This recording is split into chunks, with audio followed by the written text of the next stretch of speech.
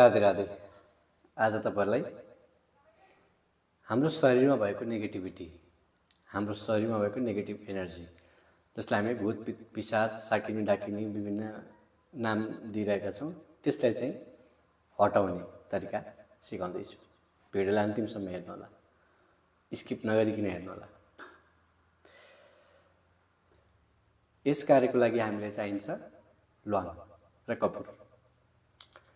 सकभर भीमसेनी कपुर लिनु होला, छैन भने पूजा कपुर भए पनि चल्छ। दुईवटा ल्वाङ जसमा फूल छ, फूल भएको ल्वाङ र एउटा कपुर एउटा हातमा राख्नुस्। अनि दुईवटा ल्वाङ फूल भएको ल्वाङ र एउटा कपुर एउटा हातमा राख्नुस्। दुईटा हातमा राख्नुस्, मुठी पार्नुस् र आफ्नो घरको पूजा मन्दिरको अगाडि बस्नुस्।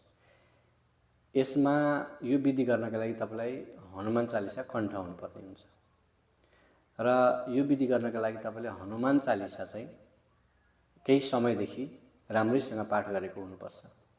राम्रैसँग पाठ गरिरहनु भएको छ भने त तपाईले हनुमान चालिसा कण्ठस्थ नै छ। र तपाईमा कहिलेकाहीँ त्यस्तो नेगेटिभ एनर्जीको फिलिङ्स आयो भने त्यसलाई कसरी हटाउने भन्ने विषयमा जानकारी दिन्छु। दुईटै हातमा एक जोडा ल्वाङ र एउटा कपुर राखेर पूजा मन्दिर अगाडि आसनमा बस्नुस् र हातलाई चाहिँ यसरी माथि मुठी बनाएर आफ्नो घुँडामाथि राख्नुहोस्। राखिसकेपछि तपाई अब तपाईको अगाडि हनुमानजीको तस्बिर छ, त्यस तस्बिरमा हेरेर तपाईले हनुमान चालिसा पाठ गर्नुपर्ने हुन्छ 5 पटक।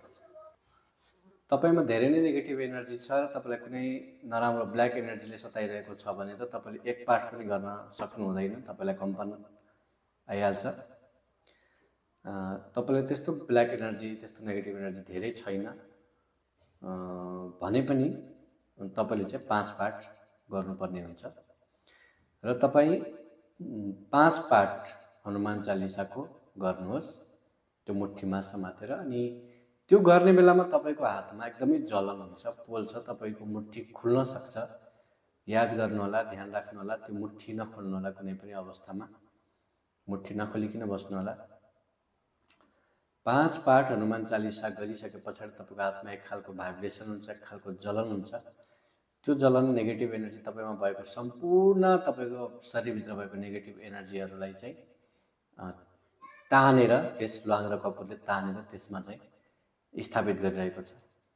र त्यति गरिसकेपछि तपाईले त्यो एक जोडा ल्वाङ र एउटा कपुर जुन हातमा राख्नु भएको थियो त्यसलाई चाहिँ तपाईले एउटै मुठीमा लिएर, दाहिने हातको मुठीमा लिएर आफ्नो शिरबाट घडी घुम्ने दिशाको उल्टो दिशा एन्टी क्लकवाइज तपाईले 7 पटक घुमाएर त्यसलाई चाहिँ एउटा कुनै भाँडोमा राखेर अनि त्यसलाई तपाईले चौबाटामा लगेर त्यसलाई जलाइदिनुहोस्। यो कार्य तपाईले 21 दिन गर्नुपर्ने छ। यो कार्य तपाईले आफ्नो लागि अनि तपाईको आफ्नो परिवारमा भएको कसैको लागि पनि गर्दिन सक्नुहुन्छ। प्रक्रिया यही हो। तर आफूले गर्दा चाहिँ आफ्नो हातमा हुन्छ भने अर्काको लागि तपाईले गरिदिँदा चाहिँ उसैको हातमा राखेर अनि उसको हातमा समातेर तपाईले 5 पाठ हनुमान चालिसा पाठ गर्नुपर्ने हुन्छ।